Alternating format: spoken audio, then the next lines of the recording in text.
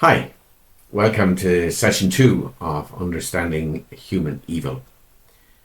Today's topic, I'm going to examine two theories or understandings of human evil that has come through from the Christian tradition into the modern secular world in terms of Western thinking. These are called the Privative theory and the Dualist theory.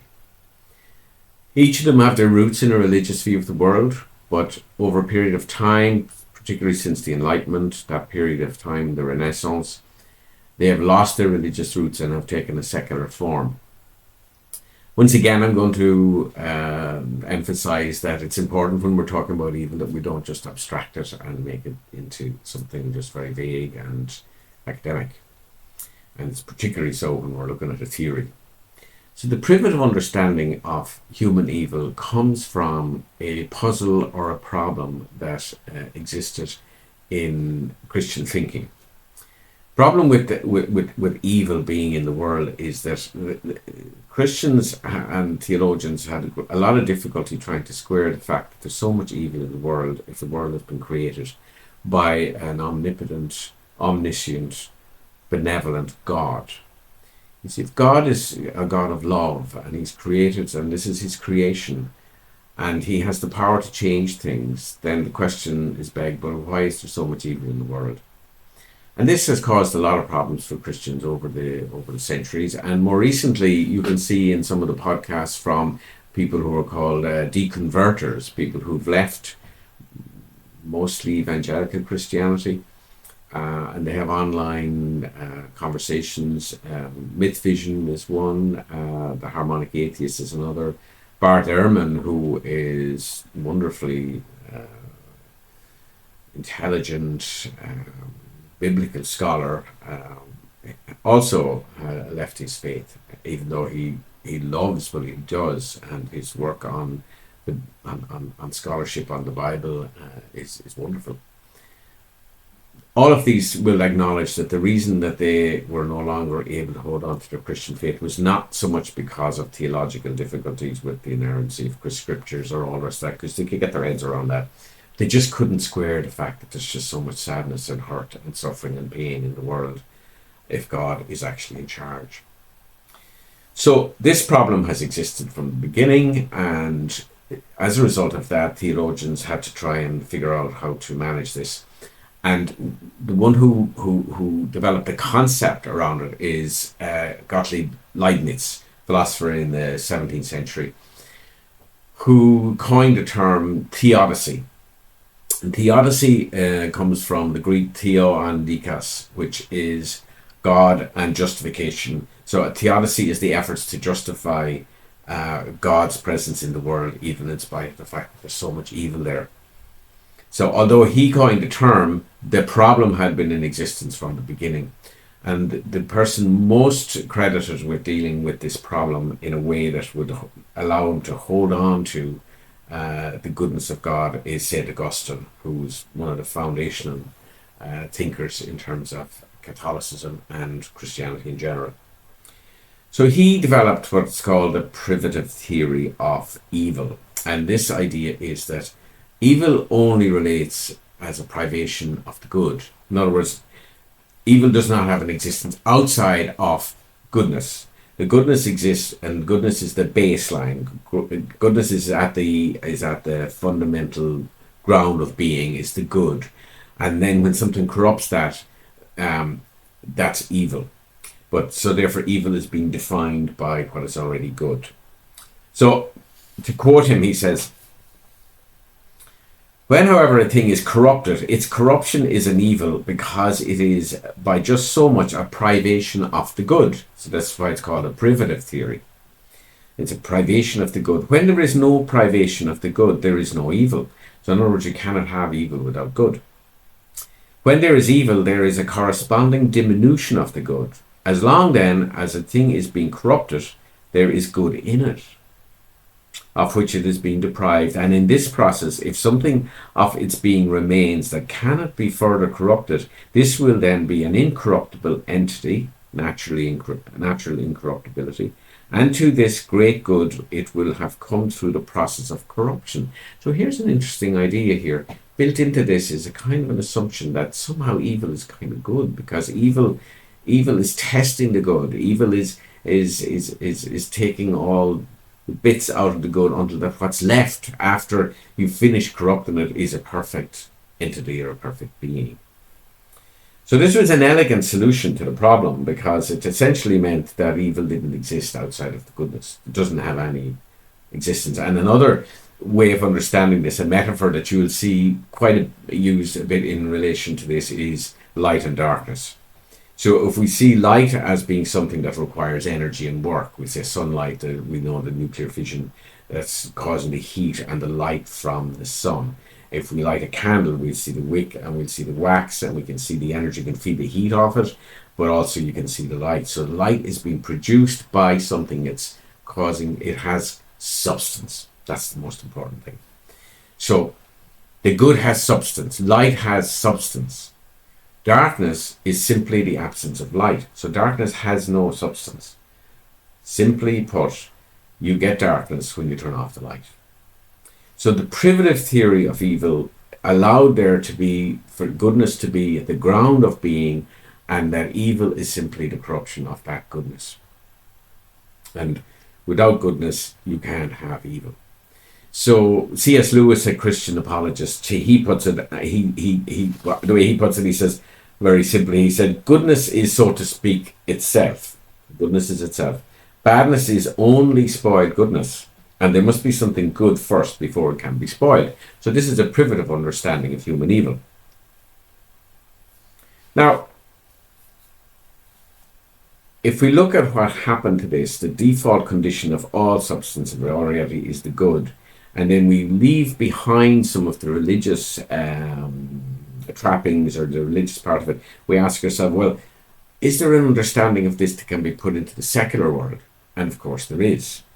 So we can see the beginning of this in probably articulated best by the philosopher Jean-Jacques Rousseau, who is one of the Romantic philosophers, and who developed this notion, probably very famously or infamously, of the noble savage. That there was once upon a time there was an idyllic place. Once upon a time there was an actual kind of a Garden of Eden in the world, where the lion sat down with the lamb and all that good stuff.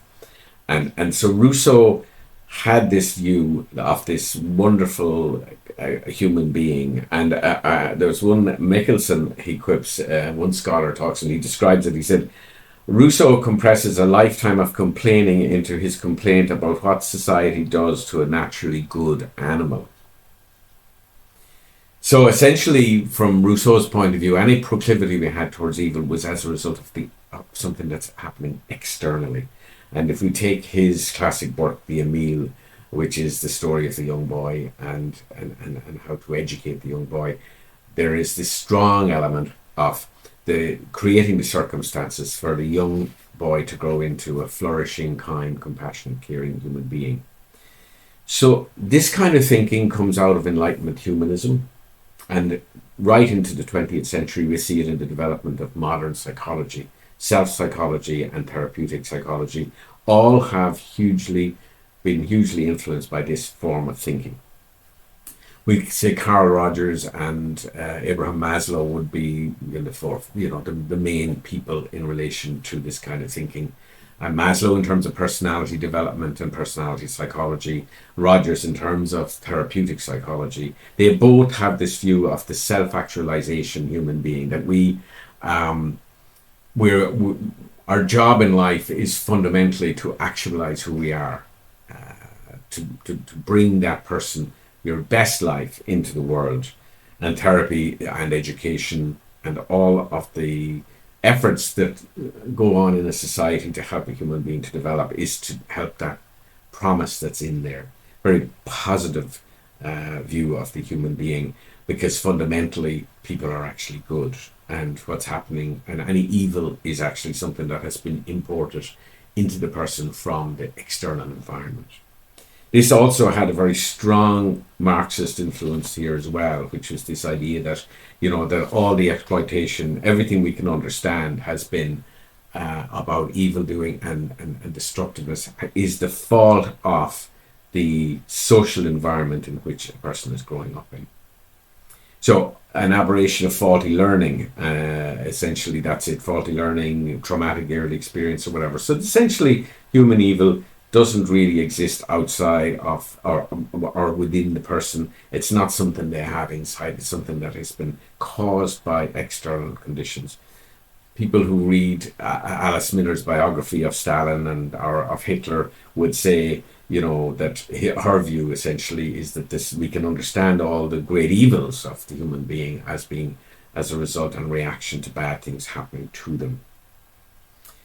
So, Enlightenment thinking, John Stuart Mill on liberty, the political development has this in its thinking in terms of how we function as a society.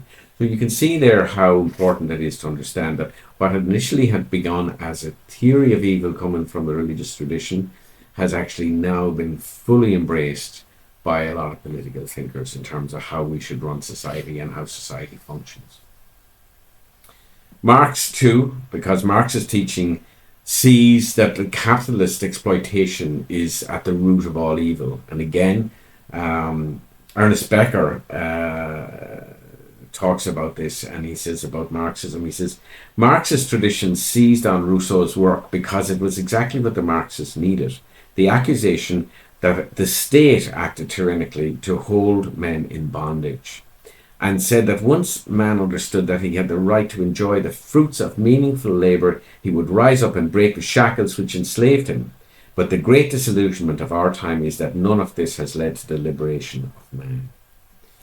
So the privative theory underlies Marxist thinking, underlies a great deal of therapeutic psychology, of education, and of politics. And the postmodern concerns at the moment, where we can see identity politics, the oppressor victim narrative that's broadly out there, also holds this view. The human animal is essentially a life enhancing, flourishing entity who will thrive when given the proper circumstances. And if that there's a negativity and difficulty, it's because the problem is that the opportunities that are required to create this wonderful being to flourish are not being visited upon them. So Dostoevsky is an important figure here, because he talks about this, and in his little novella Notes from the Underground, he basically castigates this understanding of evil and of human nature. He says, "Who was it that first proclaimed that man only does nasty things because he does not know his own interests? And if he were enlightened, if his eyes were opened to his real normal interests, man would at once cease to do nasty things, would at once become good and noble, because being enlightened and understanding his real advantage in the good and nothing less, consequently, so to say, through necessity, he would begin doing good." So Dostoevsky essentially summarizes that by saying, at the end of the day, the person who thinks like that, it says, "Oh, the babe, the poor innocent child." So he saw this as a naive, childish understanding of human nature and of human beings. So that's the privative understanding of evil. And you can see that there's a lot of positivity in it. And certainly there's elements in it that you would say should encourage us to think about all the things that we can do to help people to flourish. But the fundamental position is that evil doesn't really exist, and evil is only accidental. It's an accident that happens as a result of the lack of care of what is the good. That's one of the fundamental understandings of evil that affect our life today. The second understanding is called the dualist understanding of evil. And dualism also finds its roots in religious tradition. And the more important influence there is the Manichaean heresy. And Manichaean heresy was was a teaching from Mani, who was an Iranian teacher in the 2nd century AD, who essentially we'll say took Christianity and added some thinking, Buddhist thinking, and some Gnostic influences to create this understanding of the world, and it was competitive with Christianity for quite some time. And this is the idea that there's actually two worlds. There's a good world and there's a bad world. Now, again, they use the phraseology of light and darkness, but in this situation, they're using darkness as having substance, which I don't think is a good use of the word. Essentially, the Manichaean view was that the world of the spirit is the good and the world of the flesh is evil, and that our job in life is to actually to denature our biological self, so that we completely enhance the spiritual, and as a result that we're purifying our souls. So the Manichaean thinking then led to this view that the human being is a source of conflict between good and evil, and that both exist in real terms. The second review of this then can be seen to emerge in, we say, in the thinking of Immanuel Kant, philosopher, 18th century philosopher, and Sigmund Freud. You probably would be more familiar with Freud because he, well, a lot of people are not that familiar with Immanuel Kant. Freud is kind of a bit of a pop star. You can see films about Freud, and you can see it in so many different, your basic psychology textbooks. You'll have a little section on Freud. Freud basically had this understanding of the human being as being driven by conflict. And essentially the conflict was quite biological, insofar as that it was the human capacity, human ability, and the human need to suppress their animal instincts. That the human animal was driven by base instincts of greed, narcissism, aggression. He says at one stage, that aggression is actually a fundamental part of human being. So we had to find a way to suppress our aggressive instincts.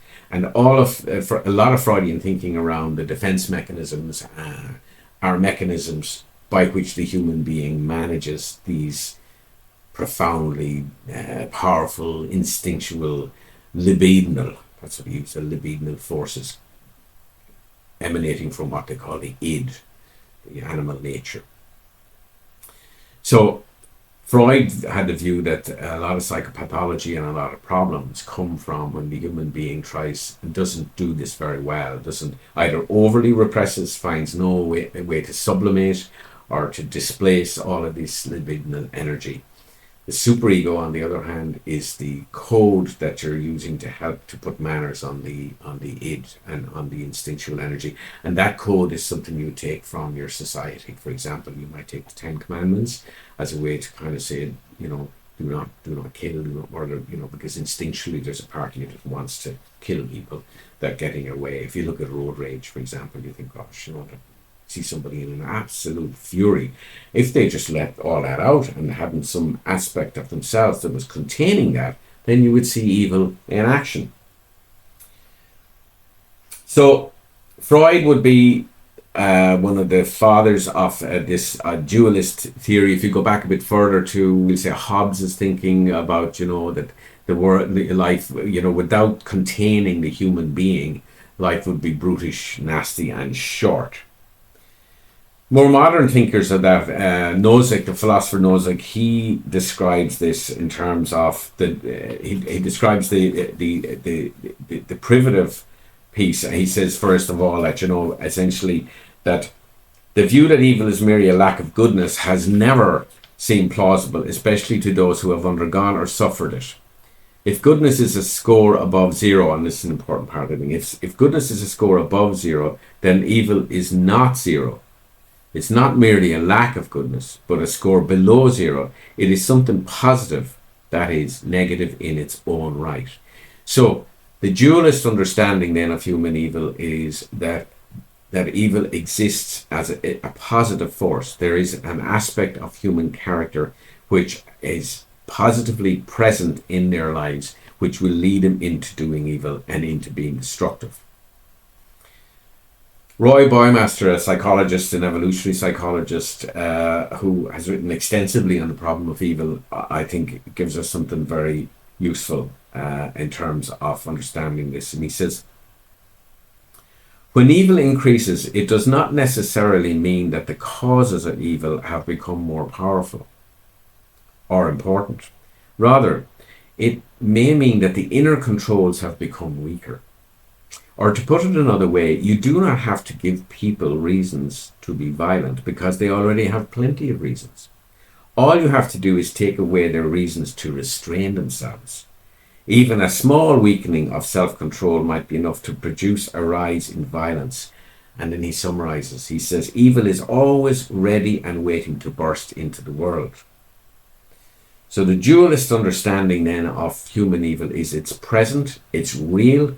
Every human being has to deal with this as a possibility in their own lives. And certain situations, that doesn't mean that that it's not related to circumstances. Of course it is, but there are certain situations that are more that facilitate the explosion of evil more easily than other situations. So that's an important piece. But the bottom line here is that the dualist understanding of evil is that it actually lives in the heart of the human individual. Solzhenitsyn's work is really important here because he knew a lot about human evil. And his work tells us, having been in the Gulag, spent years and years in the Gulag, and have seen every form and every difficulty and all the adversity and all the pain and all the loss and everything that went on in human beings, and observed it up close and personal. And he concludes on the basis of these experiences. He says, the line separating good and evil passes not through states, not between classes, nor between political parties either, but right through every human heart. Even within hearts overwhelmed by evil, one small bridgehead of good is retained, and even in the best of all hearts there remains an uprooted small corner of evil. I think this is a really lovely description, because what it does away with is, first of all, the theological understanding of the total depravity of man, which is the Calvinist view of human evil, that we're doomed to total depravity. Or then, on the other hand, the very naive notion of the humanists coming out of the Enlightenment period, which is that if you're nice to human beings, they will always be nice back to you. So Solzhenitsyn's understanding here, I think, is very helpful. Okay, so where does that leave us then? That leaves us with two understandings. As you can probably gather, I'm much more inclined towards a dualist understanding of human evil. I'm willing to learn differently. If you want to say something in the comments. I've looked at the problem of evil for quite some time now, and I think it's the one that makes most sense to me. And I also don't have to defend the presence of an omniscient, good God, benevolent in all its ways. I'm not having to defend God, which makes it very, very difficult to do. If you're holding on to the notion of an omnipotent, omniscient, benevolent God, then the problem of evil is going to cause a lot of problems. So what are we left with then? We're left with, at the end of our last session, we talked about the basis for how do we deal with this, and the issue that we deal with in terms of our understanding of evil, because depending on which one you take, if you take a dualist understanding of evil, that's going to shape how you view how do we manage it, how do we fight back against it, how do we manage evil in the world, as distinct from a privative understanding. Now here's an interesting thing. The privative understanding of evil influences a huge amount of our politics, and I think about Angela Merkel back in the day when her understanding of, and I don't think she would have ever articulated this, but in her dealing, for example, with Vladimir Putin, she would have been off the view that Putin, if you developed a sufficient amount of trade, in other words, if you buy a lot of oil and give him a lot of money, that would allow him to have the mechanism by which to develop his society. So, funnily enough, I think that was a privative understanding of evil, that with the right circumstances and with good trading, because it was trade that actually ended the 30 Years' War, so trading is important as a means of peace. The idea being that he would not risk the breakdown of the trade by doing something as stupid as invading Ukraine. She was wrong about that. You see, so the reason I bring that up is that it's profoundly important which way we look at this. It's going to change everything about how we deal with life, how we deal with each other, how we deal with relationships, how do we deal with somebody who's creating evil in a relationship. Do we say, well, what that person needs is a bit more attention, a bit more love, a bit better communication? Or do we say, hold it here now, this is evil doing, and we need to understand that this is a part of that person's character, and we need to deal with that in a different kind of way. So it affects everything. It affects all our thinking about criminality, about law, about containment, about love, and where the extent of that is, about responsibility, about punishment. So I want you to think about where you stand on this issue of human evil, whether you're more inclined to a privative understanding. Some of my friends are very, when they talk, their empathy is profound. They have such levels of forgiveness and empathy for other people and great understanding. And then others are a little bit more, I would think, more like myself, thinking, okay, maybe, yeah, but be careful, be cautious. Evil is real. People can do evil things out of evil motives. Our morality then is the tool, part of our human development that helps us to manage the conflict between good and evil. And we will be discussing moral development in probably one of the later sessions. So that's it for today. Now the next one we're going to look at a thing called radical evil. This extends our thinking somewhat here. We're going to have a look at what Immanuel Kant, he adds something to this question about the dualist understanding of evil and the notion that radical evil puts evil at the root of our being. And Hannah Arendt takes his understanding and does something else with it. So I'm going to look at radical evil in our next session, because Arendt's understanding of radical evil is deeply important in terms of understanding how society manages the problem of evil and how a society can progress into an evil-doing entity. And we need to understand that to understand a lot of the history of the last couple of centuries. Well, the human history that we know of, but certainly the 20th century is full of it, and the 21st century is heading in the same direction. So thank you for being here today, and I will talk to you soon again. Bye.